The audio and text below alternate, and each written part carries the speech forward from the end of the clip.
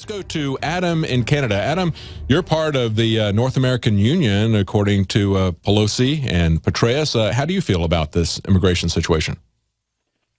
Yeah, well, I'm just wondering here, if I were to decide to jump the border from the north here and I got picked up by ICE, would they just give me a bus ticket to anywhere in the U.S. and a little summons and send me on my way? I don't know. I don't think so. I mean, a few years ago, when we had gone into Canada several times on vacations, and I remember we went after September 11th, and the Canadians were just fine with us coming across, showing a driver's license, and they could see that we had an American tag and everything. But we didn't have passports or anything with us, and I had my sons who were very young at the time, and when we came back, they were really upset, almost didn't let us back in. I don't think they would let us in today. I don't think they would let you in from Canada.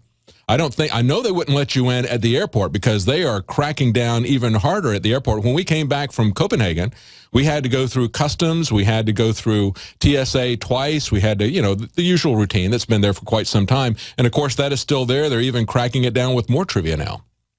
Well, yeah, but I mean, we've got 4,000 kilometers, longest unprotected border in the world. There's 1,000,001 places out in Saskatchewan. I could literally just walk across a farmer's field and I'm in the United States. Just keep walking. Get in a taxi cab, go to the nearest town, get on a Greyhound bus, and if I got stopped by a border patrol, would they kick me back across the border, arrest me, deport me? I bet you any money I would be back in Canada within 24 hours. Let me ask you, Adam, you're in Canada. What's going on with people who are coming not from Canada, but going into Canada? Are you guys offering the same incentives that we are? Because, we've got North American Union. That includes, people from Mexico should be able to go into Canada and live off of the welfare state in Canada as well. Do you guys open up? Yeah. We do have that issue. You go up to almost any major city in Canada now, and you can go to what we call work corners, and you'll find Guatemalans, San Salvadorians, Mexicans. That's right. All sorts of Latin American peoples. In Vancouver now, because Vancouver's got the nicest climate in Canada, there are tons and tons and tons of illegal immigrants there, just filling up the homeless shelters, going on the welfare rolls. That illustrates a point. It's not just America. It's also Canada. It's also European countries where they are bringing in massive, uncontrolled immigration because that Cloward and Piven strategy applies everywhere. This is a globalist plan to create regional consolidation, to take down the economies, to strengthen the government, and then to collect all of those regional economies into a global government. So the same thing is happening, we hear, throughout Western Europe. They're bringing in uncontrolled immigration to essentially divide and conquer the population, to balkanize the countries, to collapse the countries from a Cloward and Piven strategy on welfare. Thank you, Adam from Canada. Let's go to Damien in Indiana. Damien. Hi. Hey. I had an idea of how can we, as patriots, possibly adopt some of these children so that they don't get indoctrinated by those bringing them across the border. They get indoctrinated by, true patriots and freedom lovers. Is that a possible solution? Can we chip away at this problem by doing that? Well, absolutely, and that's what we need to work at. This is fundamentally an information war, but understand that when they try to bring them in at a young age, when they offer them free college educations that they don't offer to the American public, they realize that they are going to be more susceptible to government propaganda, to government control than the people who are here already. That's why they want to bring them in at an early age. Every dictator, going back to the time of Plato's Republic, understood, give me a child when they're young and impressionable, and of course they're mine for life. That's a large part of what government schools are about. That's the purpose of them. That's why they want to bring them in. That's why they want to lavish this state education on them. This is Leanne McAdoo for InfoWarsLife.com. I'm here with Dr. Edward Group, master herbologist and chief formulator behind the InfoWars Life products. Dr. Group, what have you been hearing from women who've started taking Super Female Vitality? We've heard the reviews and feedback from Super Male Vitality, from emails to even excited callers on the radio. Now, the answer for women is here. A new formulation specifically designed for the female body, Super Female Vitality, delivers 10 key herbs that work synergistically to revitalize the unique biology of women. I'm so glad that you guys made this for women. When he brought me home the bottle of Super Female, that had tons of energy, tons of motivation, a lot of drive. My husband thinks I've been in a better mood. Our relationship, all I can say is it's a lot better now. I've just started taking Super Female Vitality from InfoWarsLife.com. Supplies are limited, so secure yours today at InfoWarsLife.com, InfoWarsStore.com, or dial 1-888-253-3139. We have a situation. In America, we have a planned crisis, which, of course, Obama and Pelosi and others see as an opportunity. We've got Obama enticing children to be recklessly endangered by their parents who abandon them or accompany them through child trafficking, through pedophile rings, through human trafficking, through drug cartel gangs, through deserts. We have congressmen who are barred from talking to these same children to see what the circumstances are, to interview them, to see how they're being treated, to see where they came from, where they're going, to inquire about their well-being. We also have journalists barred from doing the same thing. We have our own journalists threatened with imprisonment for taking pictures outside of a military base, not inside the military base, but from the outside on public land. This is a story the mainstream media is not telling. That's why we've sent the InfoWars crew out to California, and we're going to be joined right now with our InfoWars team live on the ground. What's up, guys?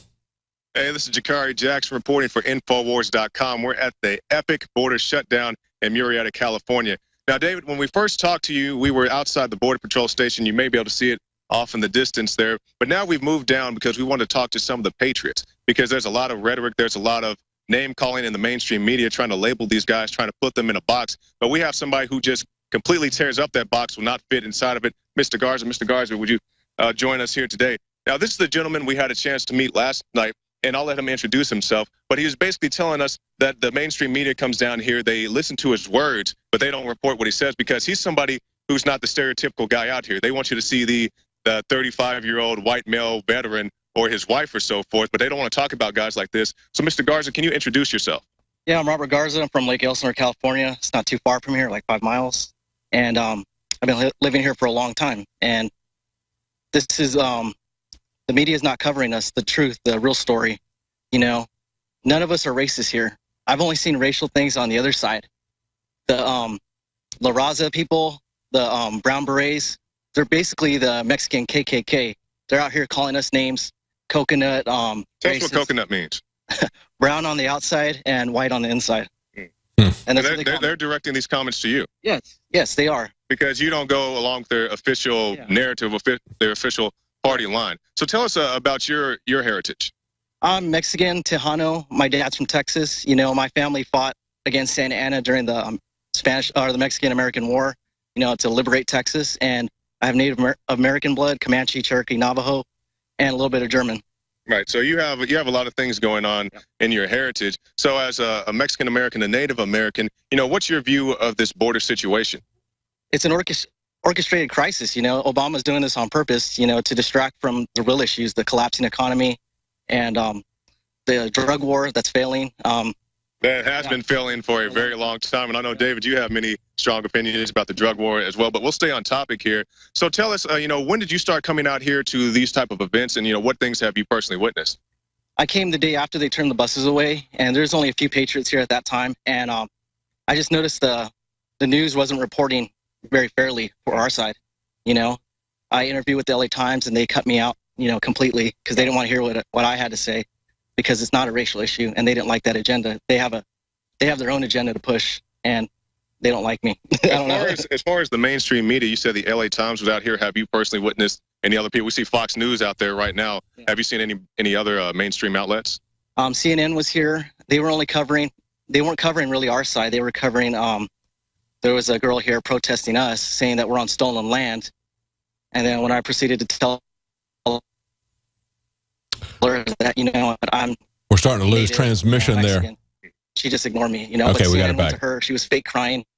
Okay, sorry. We'll try to reconnect. Yeah, we're starting to lose connection there. But we're starting to lose connection there, Jakari. I think we've got you back now, though. I wanted to ask him about how this was spun the other day. Of course, it was implied by the media that the violence that was there, that the people that were there that got arrested, that they were protesting the open borders. But from the video that we saw that Paul Joseph Watson put up yesterday on Infowars.com in an article, it appeared that the people that got arrested were those who were supporting illegal immigration and open borders. Is that what he saw there, what Mr. Garza saw there? Yes, that's exactly what happened. What happened was there was a lady here on our side, the Patriot side, who was Hispanic, but you won't hear that in the media. And these La Raza people came and attacked her physically, and the cops had to arrest them. What type of, when you say they attacked her physically, what do they do? They slapped her hand because they tried to come up close to her and take pictures, and she slapped, she tried to move them away, and they pushed her. You talk about the KKK, that's something we saw back in the civil rights movement. Some of the people that got the most severe beatings were the white people that were marching in civil rights because they drew the ire of the KKK more so even than the black people. So I'm not surprised that that La Raza would single out an Hispanic lady and attack her. Of course, they always, seems like when they operate as gangs, whether it's gangs of BLM agents in Nevada or whatever, it seems like they always pick out the females or the weakest people in the group to pick on them. That's exactly right, David. And I will say for these federal agents, I know you and I, as well as the other InfoWars crew members, we often come in contact with the so-called authorities. But the people out here, they've been very polite and friendly, at least the people we've personally talked to. We haven't had any issues with the Border Patrol or any other people, so I will give them that for this issue. But we don't want to forget that the Border Patrol, that these ICE agents are being told to stand down. Go on a furlough, take a week off vacation. Don't monitor these stations. Don't monitor these crossing checkpoints and all these other things. Just let the people come on through, and then we'll deal with them once they get here. And that's the thing that you always keep hearing, David. And it's like, well, since they're here, now we have to deal with them. It's like, well, why don't we try to put something in place so they necessarily cannot get here the illegal way? Of course, we want people to be able to come to this country legally, and I'm sure Mr. Garza does as well. But, you have to have the right things in place, the right system in place. So, Mr. Garza, can you tell us, to anybody out there who may be from these Central American countries or any other country for that matter, there are many other people coming through these border checkpoints. What would you say to them if they want to come to this country? There's right channels to do it, and the way they're coming is dangerous. You're going to face a lot of bad people coming through here through Mexico and Central America, and they're going to take advantage of you. They're going to abuse you. We've seen the stories about the young ladies coming through. Sometimes the young ladies are traveling alone. They get raped. They get exploited by the coyotes. Coyotes take their money and just drop them off someplace. So there are very real travel concerns. Yeah, it's not worth the risk to your life, And the problem is the administration is encouraging this, and the people don't even realize how dangerous it really is, Mm-hmm. And yeah, because they want to talk about issues that are very relevant. They talk about the health concerns. They talk about how some of these guys come in, they're gang affiliated. Those are very real concerns. But something that everybody can understand is the bottom line, the bottom dollar. How much is this going to cost, and who's going to pay for this? Obama is not taking this money out of his personal bank account to bring these people here. So it's the people of San Bernardino, California.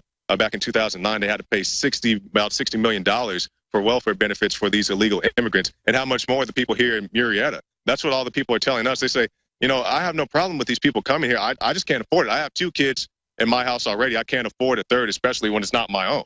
That's right. Do you find people say those similar sentiments? Yeah, myself included. I'm looking for a second job right now because I have a child on the way, and we can't make it. My house is underwater. We have troubles here. Help us. They're not going to help us. No, they don't want to help you. They want to say that you're a racist or you're a whatever term they use now. They don't want to talk about the real severe issues that's going to have on you. And then, okay, so when America brings all these people in that it can't afford, because we honestly don't take care of our people right now. So when we start to look like a El Salvador or whatever else, and then it's going to everybody wants to go to Canada, everybody wants to go to Switzerland. And then it's like, oh, you're racist because you want to allow all these people in. But that's what they want. They want the collapse. They want us all equally poor. I mean, that's their plan. That's been their plan, Mm-hmm.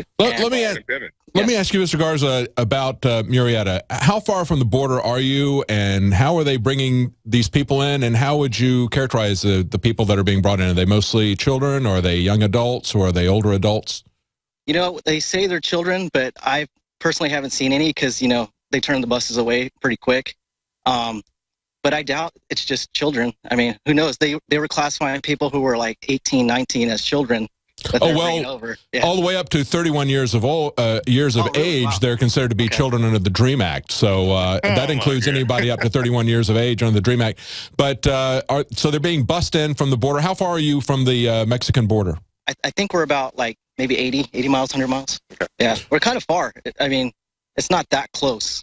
Okay, so you're within that 100-mile Constitution-free zone. Yeah. So do you get hassled ordinarily by ICE agents? Do they set up checkpoints to ask people what country they're from? There was a checkpoint on the 15 coming north, but I don't know if it's in operation right now because of the funding, but they have before. They took me out of the car and they asked to search the car, and this was when I was like 16, so I didn't know my rights back then, so I got taken advantage of. Yeah. And that's what they'll do, David, because people need to realize just because you get a pass from the Border Patrol does not make you a U.S. citizen. At any time, a proactive ICE agent come knock on your door, hey, sir, you need to come with me. Well, the Border Patrol said I could stay here. Well, that was the Border Patrol. I'm ICE. You're going to the immigration hearing. So, I mean, it's something that's very relevant that people need to understand.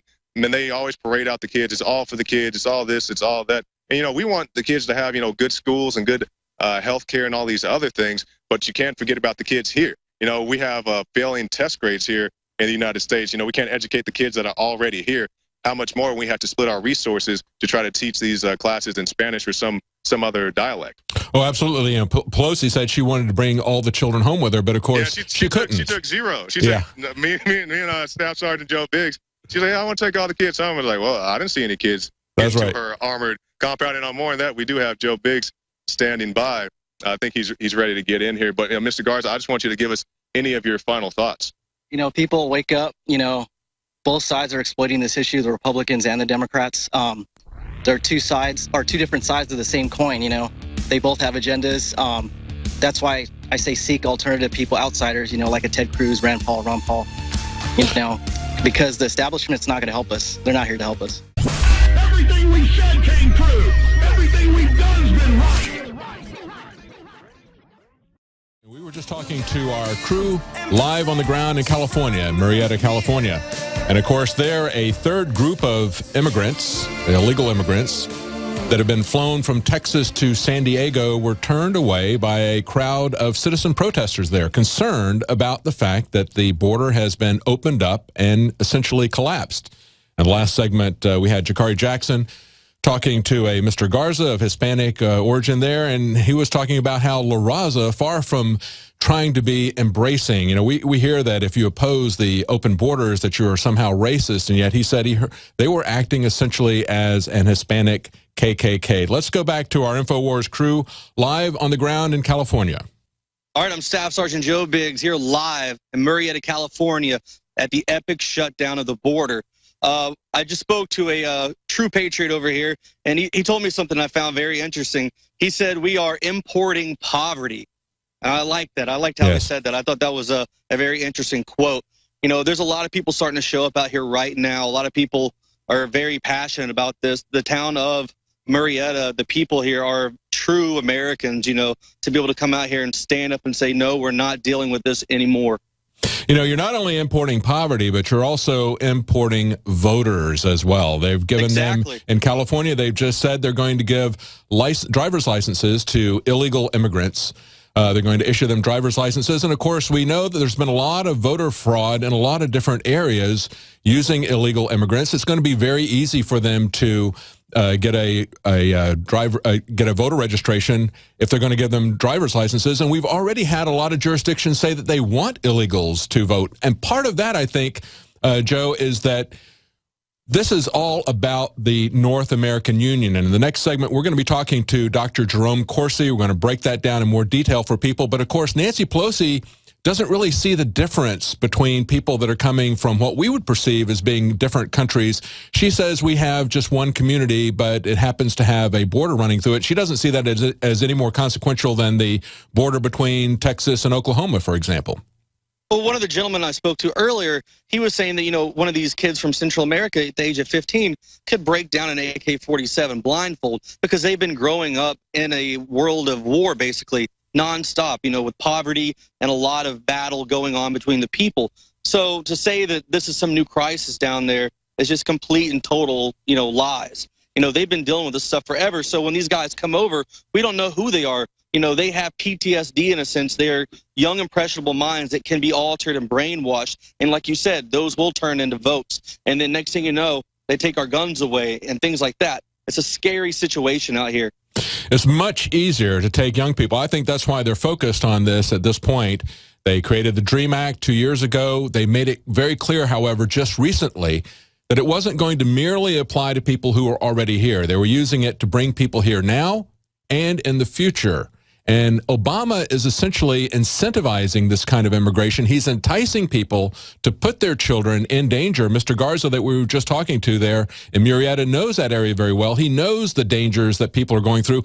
We prosecute parents who leave their children locked up in a hot car during the summer. Why is it that our administration is incentivizing people to either do that to their children and expose them to the dangers of drug cartels as well as human trafficking as well as the dangers of the desert? Why are we incentivizing that instead of discouraging that? I mean, exactly. The only way that these kids can make it from Central America through Mexico is through these cartels. That's the only way they get passage. I mean, there's nothing safe about it whatsoever. I mean, you're a parent sending your child off with the drug cartels in hopes that they'll make it out there. I mean, who does that? Yeah, and of course, as we've seen, they haven't been able to, the residents have prevented anybody from getting into that facility so far. But in other areas where they have brought in people into the facilities, we've seen a congressman in Oklahoma who wanted to go in and inquire about the safety and the well-being of the children. He was told he was not going to be allowed to do that. HHS is now saying that reporters are not going to be able to video record any of these children. They're not going to be able to talk to them. They can't even ask questions until after the event. They can then submit questions. What kind of, have you had any interactions so far there in Murrieta, California with any of the immigration officials or the Border Patrol people? No, they're pretty much staying right over there at the very entrance to the Border Patrol area with the pro-amnesty people. That's where lamestream media is posted up right now. You know, none of them have been down this way. Some cops have driven by, but the cops that have driven by and some of the Border Patrol, from what I've heard over the past few days, they wave at everybody on this side. I think they're a little bit more on the side because the people of Murrieta, like I said, are standing together.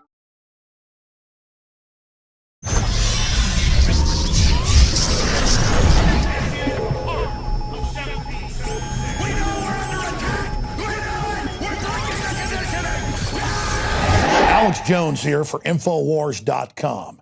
We're going to be intensifying our efforts to awaken free humanity to the scourge of the globalist in the month of July. And starting this July 4th, we are going to slash prices in a celebration of true Americana, the Bill of Rights, the Constitution, and the Declaration of Independence on all of the Made in America products that you will find at madein1776.com or InfoWarsStore.com. We're talking about Made in America belt buckles in brass and nickeled brass that state it loud and proud. Molon Labe. That's why we have the best-selling Made in America men's and women's Molon Labe Infowars.com shirts. Ladies and gentlemen, this is a win-win. You vote with your dollars. You support the most hardcore organization out there for promoting true ideas of libertarianism, constitutionalism, basic human empowerment. But more importantly, you get T-shirts and belt buckles so you can meet like-minded people. So you have a conversation starter with friends and family and coworkers. We are reaching out to each other. And you also throw it in the face of the anti-gunners and the rest of the parasites out there that you're a free man and woman and that you're not going to be a slave, that you're not going to be intimidated to shut up by their tyranny that they call political correctness. That's why in the month of July, we have got giant specials on everything at madein1776.com. But to expand the InfoWar, we're offering the biggest special in the history, 13 years of PrisonPlanet.tv, our multimedia platform. We're offering the equivalent of more than 5 months free right now when you get a membership at PrisonPlanet.tv, and you get 11 memberships that can be used with the same username and passcode so you can share it with friends and family. Now is the time to fund the war bonds. Now is the time to fund the info war. Now is the time to get aggressive. Now is the time to double down. Now is the time to realize you are the people that made the info war so successful and one of the leading lights worldwide against tyranny. You don't stand behind us, you stand right beside us, and I salute all of you on this July 4th, 2014, and going forward in the month of July and onward. This is about freedom worldwide and that desire for human dignity and self-determination that beats in the human breast. We are brothers and sisters together in the true spirit of liberty and the animating contest of liberty. And so I quote in closing the great Thomas Jefferson that I have sworn on the altar of God resistance against every form of tyranny. And never forget, if you are watching or listening to this transmission, you are the resistance.